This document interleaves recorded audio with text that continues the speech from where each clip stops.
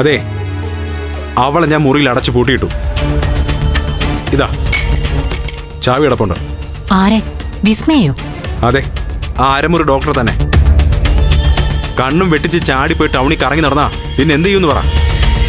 ആ തെണ്ടിച്ചക്കനില്ലേ സത്യ, അവന്റെ കൂടെ തന്നെയാ. എന്താ നീ പറയുന്നത്? സത്യമാണോ ഇതൊക്കെ? പച്ച പരമാർത്ഥം. വിശ്വാസമാവുന്നില്ലെങ്കിൽ ആ ജാനകിയെ വിളിച്ച് ചോദിച്ചു നോക്ക്. അപ്പൊ അറിയാം സത്യമാണോ കള്ളമാണോന്നൊക്കെ. ശരി ശരി, ഞാൻ വിശ്വസിച്ചു. പക്ഷേ അവളെ നീ ഉപദ്രവിക്കുകയൊന്നും ചെയ്തില്ലല്ലോ. അതോ അടിക്കോ മറ്റോ ചെയ്തോ?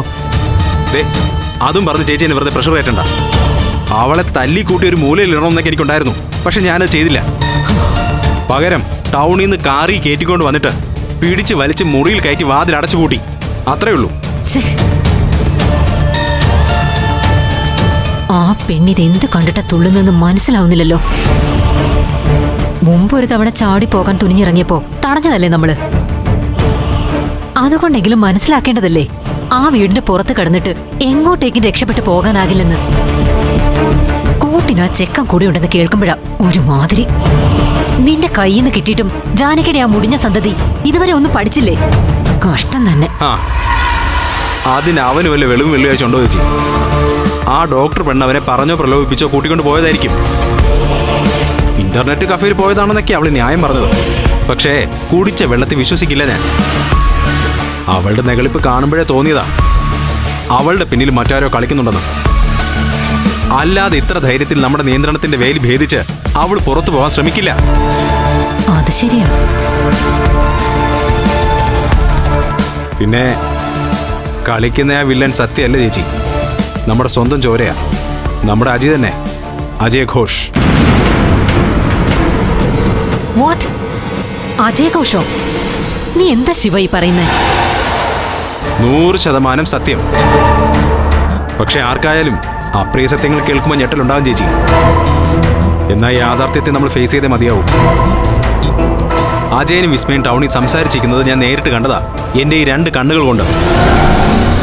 അവസാനം സത്യയെ കൊണ്ട് തന്ത്രത്തിൽ അജയുടെ ശ്രദ്ധ മാറ്റിയ ഞാൻ വിസ്മയെ വണ്ടി കയറ്റി തിരിച്ചു കൊണ്ടുവന്നത്.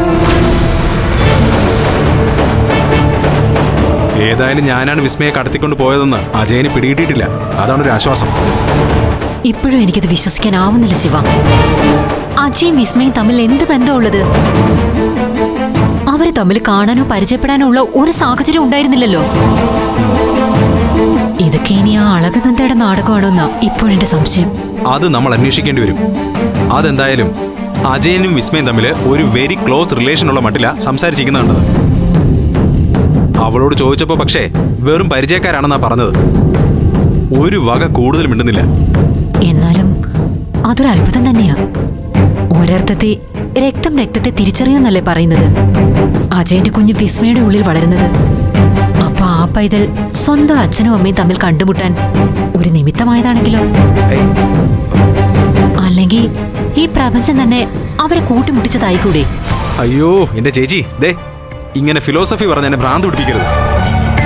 ഇത് പ്രപഞ്ചവും ചോര തിരിച്ചറിയലൊന്നുമല്ല.